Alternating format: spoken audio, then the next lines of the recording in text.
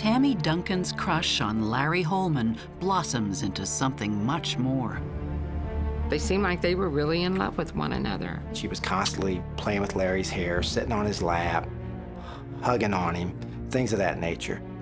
Everything seemed great. Until the search for big game becomes a game changer. They thought that it might have been a hunting accident. It was an obvious gunshot. How it occurred, we didn't know. And a high-powered rifle blows their romance into oblivion. It wasn't a murder for hire, it was a murder for love. Love may be blind and marriage bliss, but divorce is murder.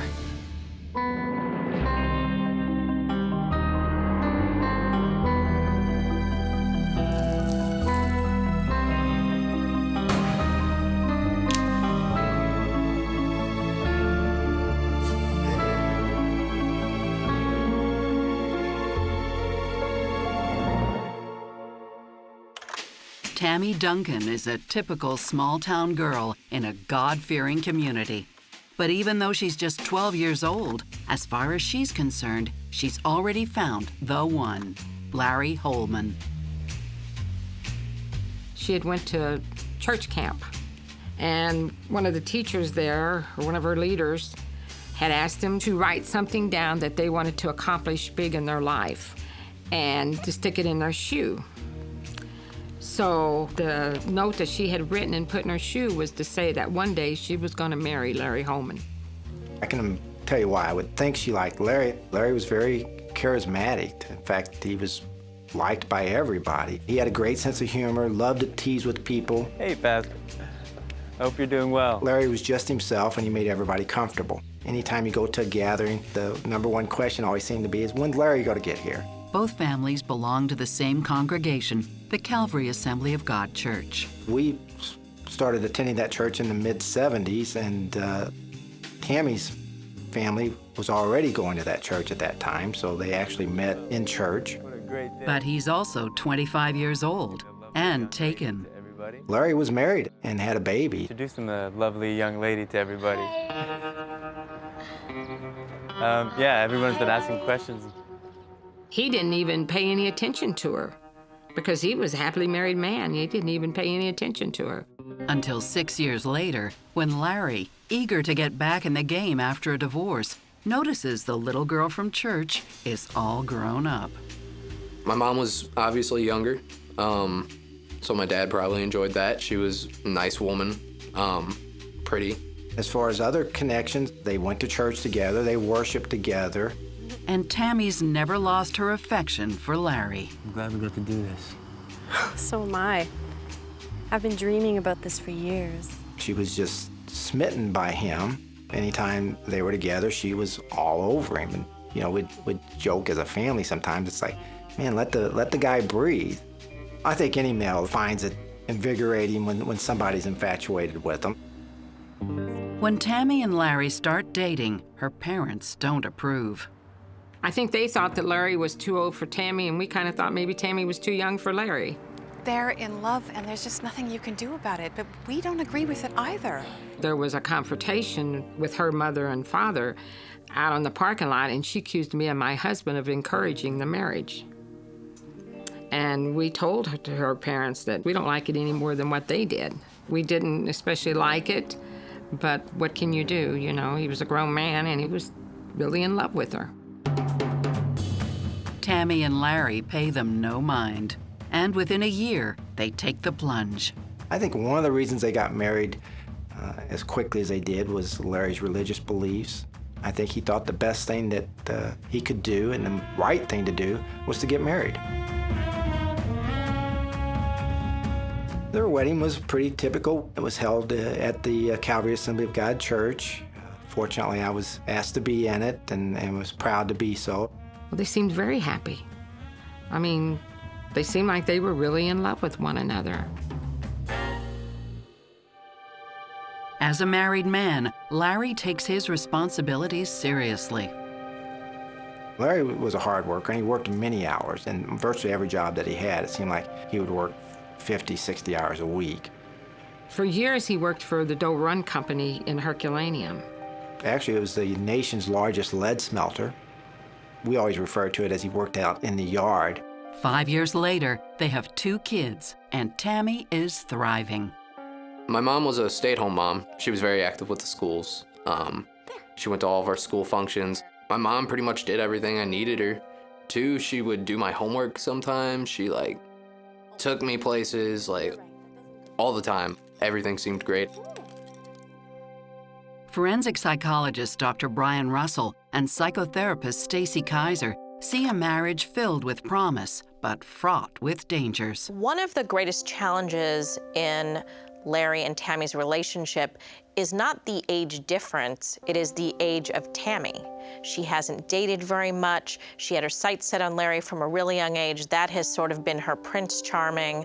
And I'm worried that she has him on a bit of a pedestal and that she isn't really learning about herself or who he is. And in Larry's case, he's fairly recently divorced, and I have to wonder if he's given himself enough time to really figure out the reasons why his first marriage didn't work out so that he can make sure he doesn't repeat some of those same mistakes in his second marriage. If the relationship's gonna last, it has to be about compatibility. It's so important that both people going into the relationship be at a place where, even though they enjoy the superficial phase, they both sort of aspire to that, to get to that place with one another. Popular and outgoing, the couple makes friends easily, especially with Irma Miller and her husband, Charlie. We started going to Calvary Assembly of God when my son was about 2 years old, and went there for about 13 or 14 years. Everybody was close. It was more like a family, I guess, than like strangers meeting for church once a week. Charlie is a local contractor in Festus. Charlie had a construction company since 1982. He started just doing odd jobs, and it went into having a business. He could walk out to a piece of property, look at it, and tell you what had to be done before he even started measuring it. So he was knowledgeable, and he was well-liked as a person. Even if his work habits leave something to be desired. He was sloppy. I mean, really sloppy. He'd be the type that he'd come to your house and walk right in your house with his boots and everything on. But other than that, he seemed to be a normal guy.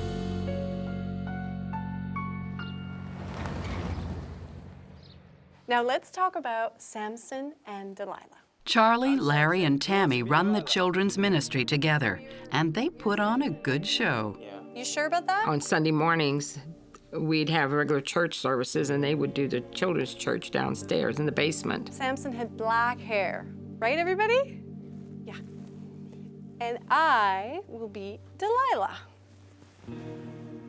That's better. But They were just in charge of putting together activities for the kids to do, like puppet shows, and they gave a Bible story of their own, took an offering of their own. So it was just like a younger version of the adult church going on. Kids loved him. Before long, Charlie and the couple are inseparable. What's cooking? Good looking? Generally, just because I was gone a lot working, they were the 3 musketeers. Charlie was over at my house quite a bit. I drank the last cup of coffee. Oh, no worries. I'll have some juice. I can make up another pot. So she would fix breakfast or lunch. They did that on a regular basis. My dad was a genuine friend to him. They'd hang out and talk about hunting and, just do guy stuff all day. They were close.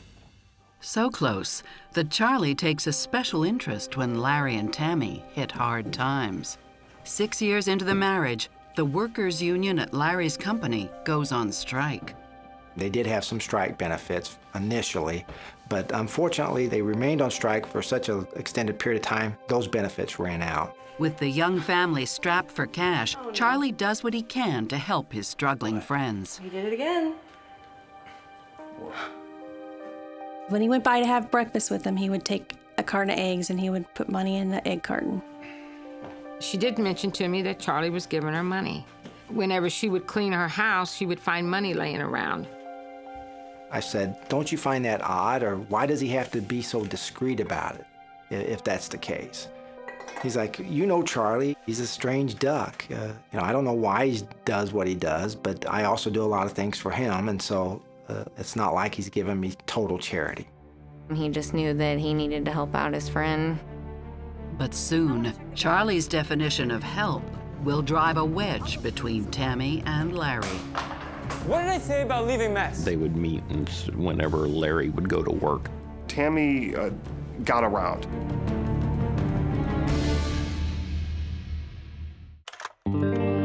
By the mid-1990s, Tammy and Larry Holman have been married for 10 years. They've struggled with money and have had to accept financial help from their friend Charlie Miller.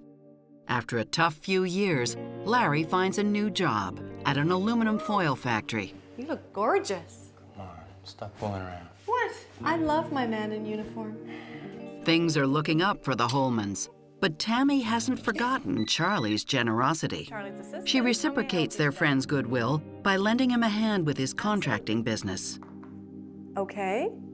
2541. Perfect. Initially, Charlie had this business and he needed somebody to answer the phone. So she offered, well, why don't you just forward the phone to me? I don't think there was a payment arrangement for that. I think it was, I'm home, I'm not doing anything. Just forward your phone over here and I'll take your messages. Tammy's happy to stay occupied, especially since she's seeing less and less of her husband. Larry worked a lot of overtime, hard work, so she wouldn't have to go to work and he could provide better for his family. It was a very time-consuming job. It was mandatory overtime, so he was working 6-7 days a week for several years. And when Larry's not working, he's out hunting. My dad was very into hunting. Him and Uncle Randy would take trips all the time, and they'd be gone for about a week. It was probably his favorite thing to do. Next year, buddy. With kids, now 6 and 8, in school all day long, Tammy has more time on her hands. Oh, your lunch, honey, you forgot. Hang on. My mom would talk all the time on the phone. Have a great day. I felt like every time I'd come downstairs after playing up in my room or outside, she was on the phone with somebody. She was constantly talking. Especially to her sister, Kim. My mom and my aunt always seemed super close. I want to check the gallery, too. Tammy also reconnects with old friends, like Tim Smith. Oh, my goodness. Hi. It's been forever. Oh, I know. He was related to somebody that Larry and Tammy went to church with. He would come and attend church with his sister sometimes. You look great. Oh, you too? Oh, thanks. It seemed like he wasn't settled down in a job or a career or with people. He just kind of was a drifter. She's also finding new friends in some unconventional ways. I hope I'm not being too forward, but... Tom Rubel said he met Tammy Holman because he was driving by her house and saw her sunbathing. He was a surveyor, so he drove around, surveying different pieces of property. He was on a service call in the neighborhood, saw Tammy out in her yard in her bathing suit, and approached her, and they developed a relationship. I'd really like to get to know you a bit better. Tammy may be having fun, but the spark in her marriage seems to have dimmed. We could see that changed over a period of time. The fire wasn't there like it was earlier. We wrote that off more or less as maturity in a relationship. They're not newlyweds by any means anymore. Tammy's at a point in her life where her kids have gone off to school. Her husband's a workaholic, and so she's probably not getting many of her emotional or physical needs met by him. The fact that she goes out and seeks relationships with guys suggests to me that she feels that this is a time that she can use to sort of go back and recapture some stuff that she might have missed by getting married so young. That's what you trade off when you get married that young. You don't get to have your cake and eat it too. She wanted social interaction. She could have joined a tennis league or gone and done yoga with women and had lunches and things like that. I think that this is a point in her life where, if she isn't in a good place, she becomes a target for an affair. Whatever the reasons, Tammy's socializing is taking a toll on her family life. What's up, young blood? She came to fewer and fewer family functions. Yeah, Tammy can't make it. It's just me. If we would have like baby showers or the girls would get together, she always found an excuse not to come. But this is from the both of us. We had my daughter's 16th birthday, and Larry came and Tammy didn't. Meanwhile, Larry's grueling work schedule is starting to wear him down. Usually when he just got off like a long stretch of midnight shifts, he would get, you know, agitated. What did I say about leaving mess, huh? He never got physical or anything like that. He would just yell, vent, and then after he yelled, he's good to go. Get it out of his system. I think I will put the kids in camp anyways. I mean, you know your brother. Soon, he really has something to yell about. Charlie. Tammy is still taking messages for him, and he says thank you in questionable ways. You should. Charlie was hanging over there a lot, and one evening I was over there. We were sitting in the living room, and he knocked on the door. And she was smiling real big about it, but she never really commented about it, neither did we. We just thought it was kind of strange, but we kept our opinions to ourselves. He said, well, I wanted to give her flowers because she answers my calls for me. It's just to let her know that I appreciate her doing that for me. When Larry realizes what's going on, he's not happy. Is Tammy home? No, Charlie. He told him he wanted him to stop hanging around so much when he wasn't at home. And if I ever want Tammy to have flowers, I'll get them myself. Hey, it's just thought she'd like them. She's been helping me out a lot, you know. Please, take the flowers and go. I kind of think he was getting suspicious. He did ask my brother, if you thought my wife was having an affair, would you tell me? And my brother looked at him and said, I don't know what I would do. Thanks for watching the kids, hon. I'm just going to the store.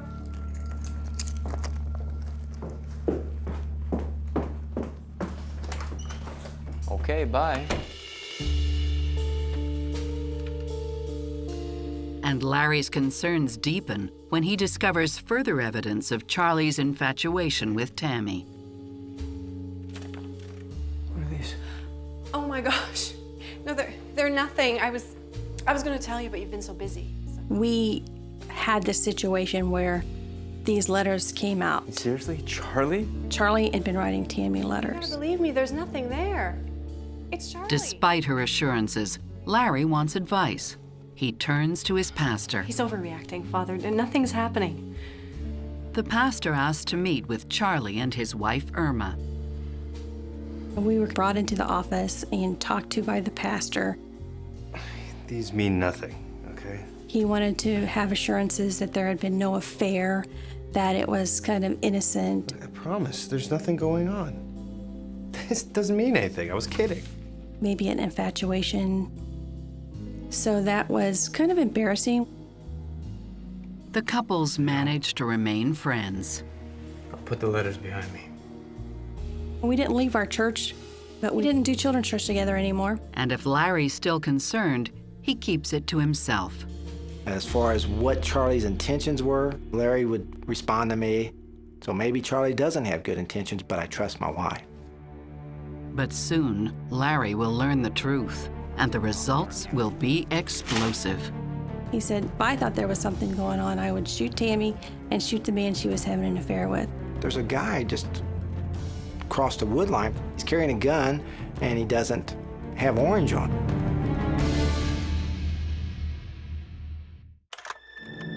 Larry Holman is getting worried. Charlie, a friend from church, is infatuated with Larry's wife, Tammy. And it seems he's not the only one. Tammy got around. She had a bit of a reputation of having many gentlemen friends around town and responding favorably when those suitors would approach her.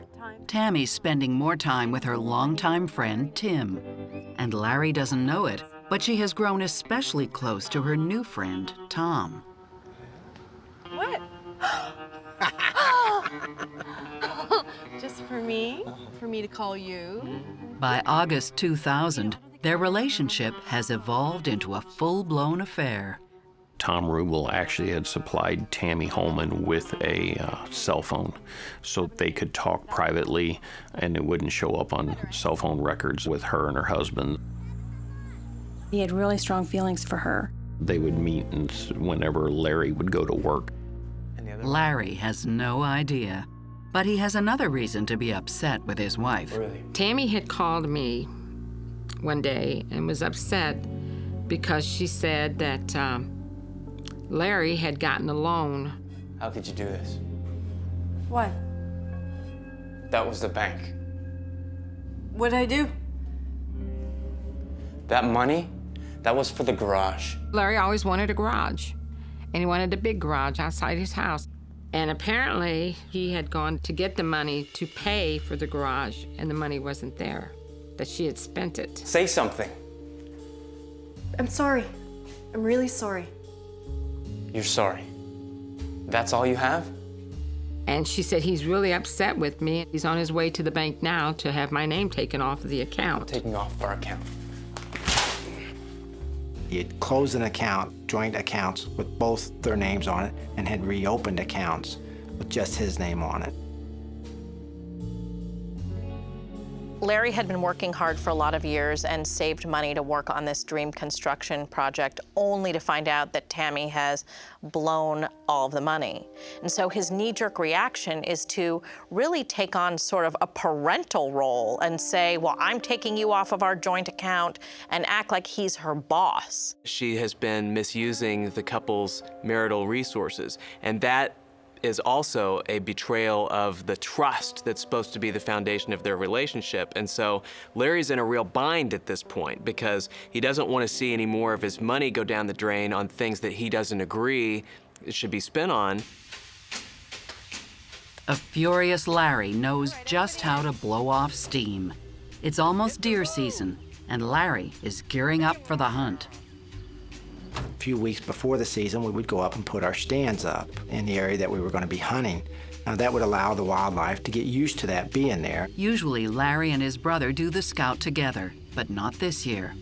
I was very busy in the job that I had, and I wasn't able to go. I talked to him then a day or two before he goes up, and he says, well, Tammy's going to ride along with me. And I thought, well, that's great. I was glad that she was going. The Holmans make it a fun family outing. My dad had this deer stand that was pretty much cast iron pipes. I don't know if that's what it was, but that's what it looked like to me. My dad spent a few hours setting up that stand, and we left. The whole time, him and my mom talked. We took a few pit stops, but for the most part, it was just straight there and back.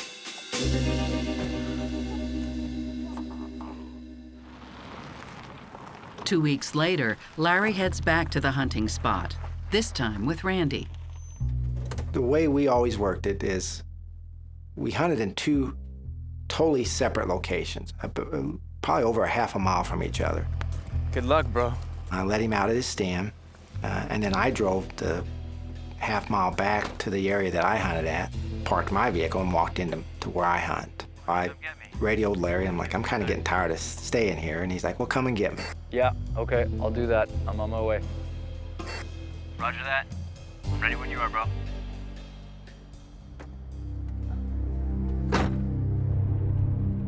But on his way back to pick up Larry, Randy notices something strange. We'd rarely see anybody on the land that we hunted. As I'm driving down this farm road to get to where Larry's hunting, cutting through the edge of this field, I noticed there's a man in camouflage walking across the field carrying a rifle. Now in Missouri, it's a law that during gun season, you have to wear fluorescent orange. It's a safety issue. This gentleman had no fluorescent orange, but he was walking across this field with this rifle. And so I went ahead and drove to where Larry was at, and he comes down to the truck, and I'm like, did you see that hunter? And he's like, no. And I said, there's a guy just across the wood line from where you're at. I said, he's carrying a gun, and he doesn't have orange on. Larry didn't see the strange man, but he did hear something.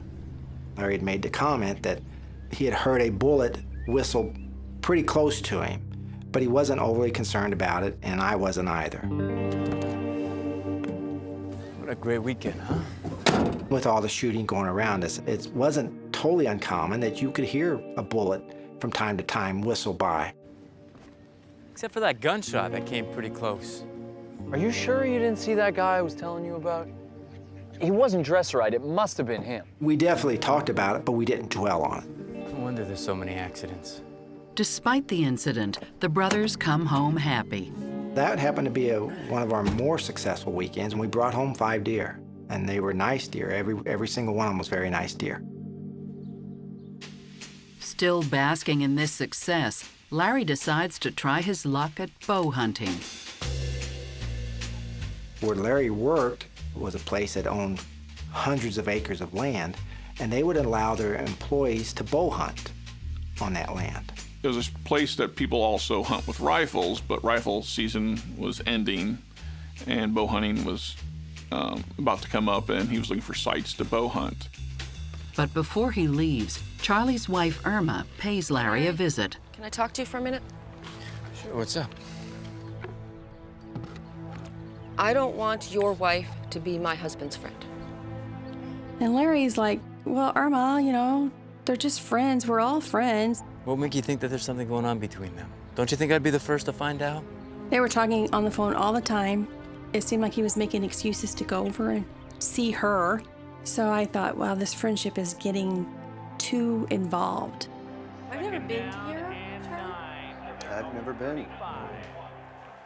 Yeah, well, Larry doesn't like to travel much, so. Larry claims he isn't worried, but if he were, there would be consequences, severe consequences.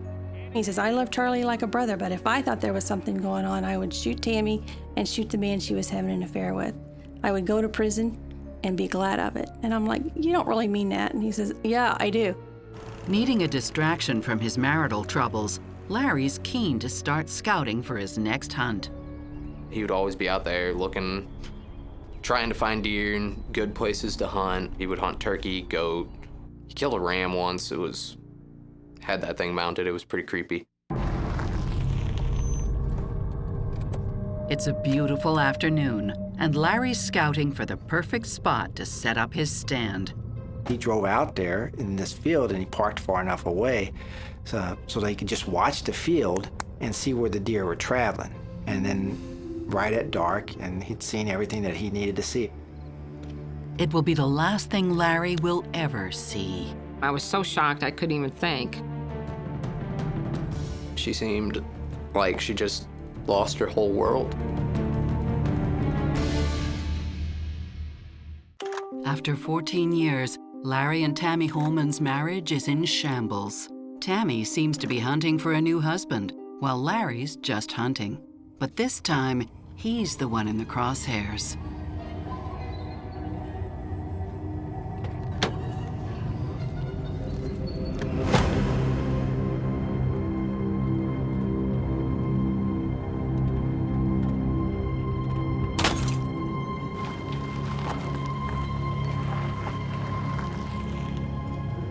A bullet comes through the back glass. They said the car then veered off the road just a few yards and came to a stop in a little bitty ditch. The soda hadn't been spilled. But blood has. Half an hour later, police are called by a passerby who happens across Larry's car. It was about dusk whenever we got the call. Once we arrived on scene, we found Larry Holman in his car. The engine was still running and his foot was on the brake. He was sitting in the driver's side seat, slumped at the wheel. He had a wound to his left side of his head, which appeared to be a gunshot wound. Larry Holman is dead at the age of 44. When we got home from church, that's when we found out. Tell me it's not true. My husband told me to sit down, and I said, what's wrong with you? And he said, I need for you to sit down. And I said, what's going on? And then he told me. He just said, your brother Randy just called a little while ago, and he said that your brother Larry was shot while deer hunting. I was so shocked I couldn't even think. It was pretty devastating. I lost it. You know, got real teared up and just cried all night. It was awful. Police sweep the area and collect evidence. There is no hint of foul play. They thought that it might have been a hunting accident, that somebody might have been hunting across the river on the Illinois side, and a bullet came through there and got him. Hunting accidents are fairly common. Every year, there are accidents, not all fatal, but there are accidents, and some are fatal as well. There's no trace of the shooter. There's no one else around, no evidence that they could find of anyone being around, so it's been unknown at that time. Larry's funeral is held 4 days later. Tammy stood at the front of the funeral home, and she stood up there and she greeted people and she just shook hands. Thank you so much for coming. I don't know what I'll do without him. She seemed like she just lost her whole world. She was crying, you know, almost hysterical. She seemed really shook up about it. It was a sad, sad, heartbreaking time for our family. In addition to her loss, Tammy has to deal with the financial realities of Larry's death. Luckily, they kept their life insurance payments up to date, and the broker offers to put a rush on the claim. He called me. He said, offered his condolences, and he said, you know, Larry had a policy with me. He says, I know that'll probably be helpful to the family. I'm going to try to expedite it for you. Within 2 weeks, Tammy receives a check for $120,000. They agreed to give her the money because it was getting close to Christmas and she didn't have a job and she needed the money. Since Larry was killed on the factory grounds, Larry's brother Randy helps Tammy look into a second insurance policy that Larry had through work. It could be worth much, much more. She asked if I would look at it, and I looked at it, and I said, well, it's an insurance policy for $1 million. I'm not sure what it covers, but that's what it's for. You know what? Let me look into this, and I can get back to you. Thanks. Randy is shocked by the value of the policy. I'm like, I didn't know Larry had this. He certainly left you in good shape. Tammy? Oh, Linda. Friends and family help out any way they can.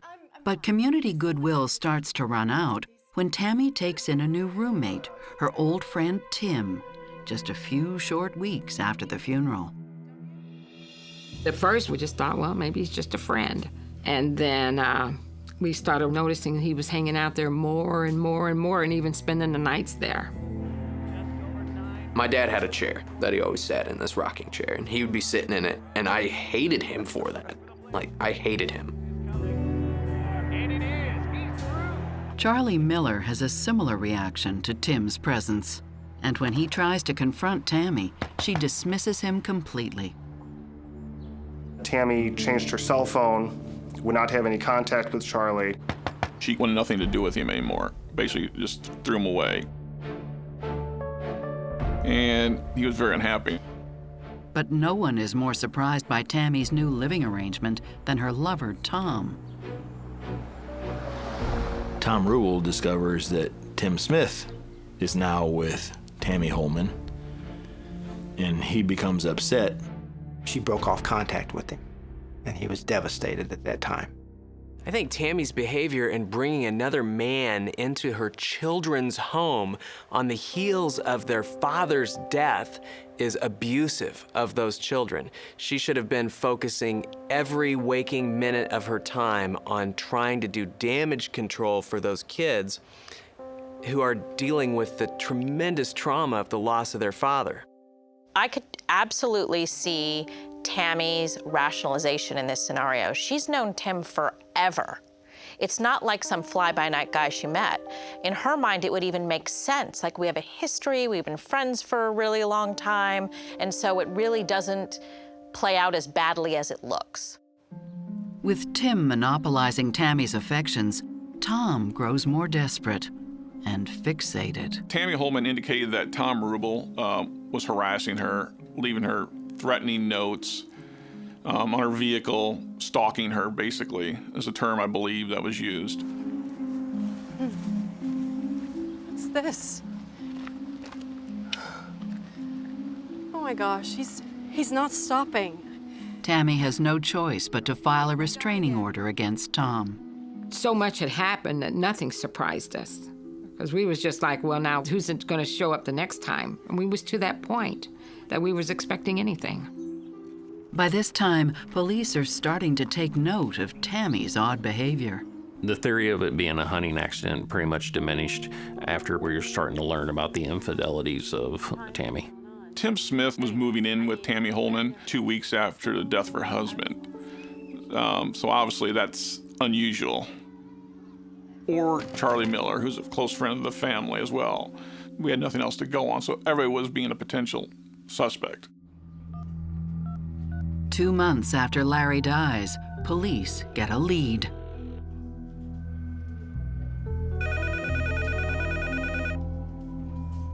The investigation was pretty much at a stalemate. We received a call one day from a Kim Duncan, who's the sister of Tammy Holman.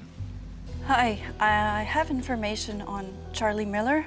Miss Duncan apparently had some suspicions about Charlie by the way he was acting, things he was saying. Kim believes Charlie knows something about Larry's death. Charles Miller was in contact with Kim Duncan. I don't know what's going on. Okay, I really need to talk to Tammy. It's really strange. I mean, will you help me? He was desperate to speak to Tammy once again, and I believe he saw Kim Duncan as the way to get to Tammy. She knew that he was infatuated with Tammy, and so he would say things like, "Look what she made me do." She kept talking to Charlie, and she was making attempts to try to glean information from him. Can you help me talk to her? Investigators take Kim's allegations seriously. If Charlie is trying to confess to something, they want it on record. Kim agrees to let them record her next phone call with Charlie.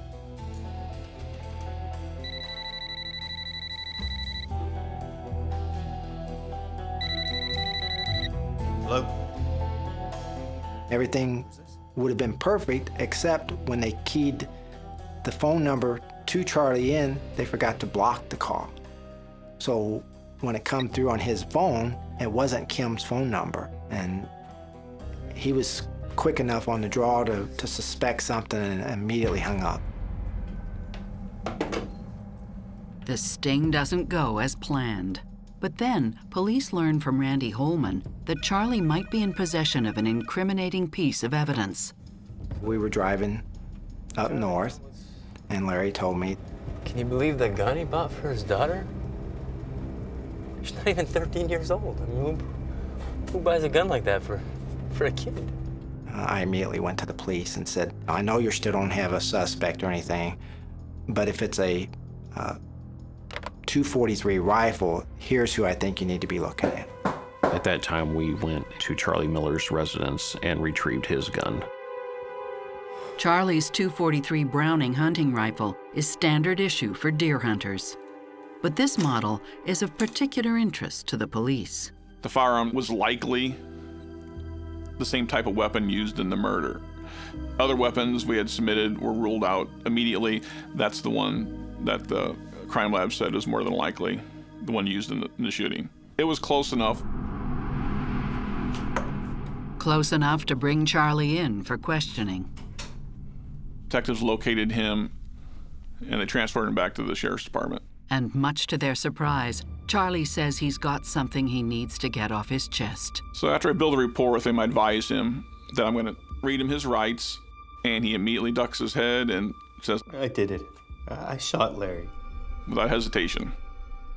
But there's more, and what Charlie Miller knows will change everything. She needed to do something extreme.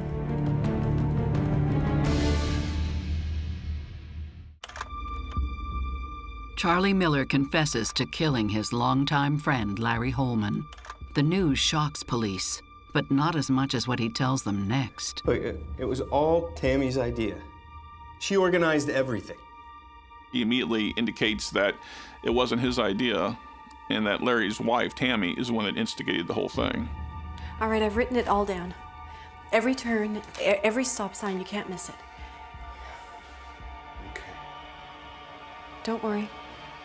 I won't disappoint you. All right, let's go over it one more time. She had been plotting to kill Larry for at least a year. Tammy went with her husband Larry to Mexico, Missouri with the whole reason of documenting and mapping the location where he would be hunting with the intention of providing that information to Charlie. Charlie followed them, located the approximate area where their deer stand was going to be, and was going to try to kill Larry at that time. Charlie tells the police that he found his target, but got cold feet. On this particular occasion, when he had followed them to Mexico, Missouri, he called her and told her, I couldn't do it. Hello? Didn't happen. I mean it, Charlie. Just do it already. She became very upset with him and hung up on him. And through his continuing to call her, she agreed to give him one last opportunity, and he better not mess it up. The last day of hunting season is literally their last shot at carrying out their devious plan.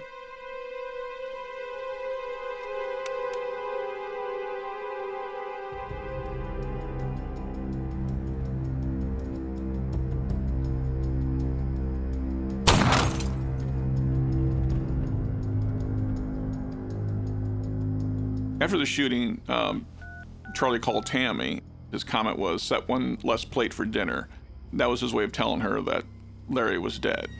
After Charlie's confession, Tammy is arrested at home, and both she and Charlie are charged with first-degree murder. But when Tammy stands trial, her defense portrays Charlie as an unstable family friend who'd been obsessed with her for years. The defense basically took the position that Charlie was delusional, that he was reading into things that Tammy told him to convince himself that Tammy wanted him to kill her husband and to move in with her. The prosecution agrees that Charlie was obsessed with Tammy, but they argue that Tammy took full advantage, and phone records prove she coordinated Larry's murder step by step. The timing of the calls coincided with Charles' statements. The length of calls helped us indicate they were more than just hang-up calls. They were actual conversations. And those phone records actually ended up being a strong part of the case against Tammy Holman. Her explicit directions show that she left nothing to chance. Without directions from somebody, it would have been impossible to find Larry Holman in Mexico, Missouri. One question remains. What was her motive? But it wasn't a murder for hire, it was, a murder for love. She probably did have her sights on a new man. My guess is it was probably Tim Smith. Not again. She also had 2 kids that she wanted to have full custody of. And she knew that if she divorced Larry, there was a good chance he would get at least joint custody, and she didn't want to share that. Then there are the insurance policies, the $120,000 she collected, and another $1 million policy it turns out she was never entitled to. It was a liability policy that the workers had taken out so that they could hunt on the LaRoche property. LaRoche required that the employees that were hunting on the property get an insurance policy to cover any liability against the company. There's not a doubt in my mind that Tammy thought that she was going to be paid $1 million. And when I first read the policy, I thought she was too. Bye. I'll go put these in some water. Hey, of course. People like Tammy see others as disposable. And so Tammy probably saw Charlie as somebody whom she could manipulate and then afterwards throw under the bus if she had to. She knew how he felt about her. He had been trying to court her, woo her, take her away from Larry. And she figured that if she promised him the world, he would do what she wanted, and he did.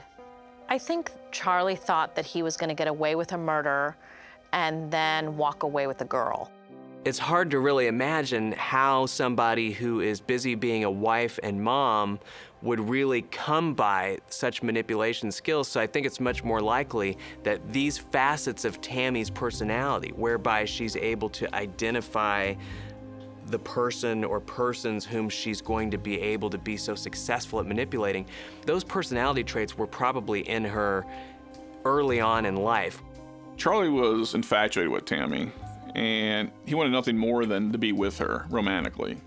And Tammy promised him that he could move in once Larry was gone, and they could all be like a big happy family. So Charlie does it and gets dumped. She wants nothing to do with him at that point. She got what she wanted out of him, and he just killed one of his best friends. She didn't know how to get out of her marriage, and rather than just get a divorce, she felt like she needed to do something extreme. Tammy Holman was using Charlie Miller, Tom Rubel, and Tim Smith not playing them against each other, but play in the field to see who she could get to do this, because she wanted to get the job done. The defense rests, but before the jury renders a verdict, Tammy accepts a plea deal.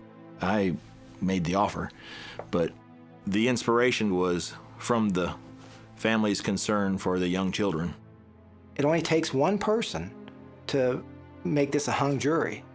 I said, well, at least we'll get something out of it. She'll get some time, and we won't have to worry about these two kids going back into that household. In 2003, Tammy pleads guilty to conspiracy to commit murder and gets 7 years. Charlie pleads guilty to second-degree murder and gets 25 years. I was so grateful to the good Lord that she got found out. She should have spent a lot more time behind bars because she is the sole reason that all of this came about. If she would have just filed for divorce and been an adult about it and took her kids and moved out, everything would be a lot better for everyone. Randy Holman and his wife take custody of the kids. Larry's charismatic presence is still felt. We still, to this day, we still talk about Larry all the time, and he's still a big part of our life, even though he isn't here. I wouldn't be where I'm at today without him. There's not a week goes by that he's not in a dream of mine, because we spent so much time together as kids. You get used to that. You never get over it, but you do get used to it. I miss him a lot.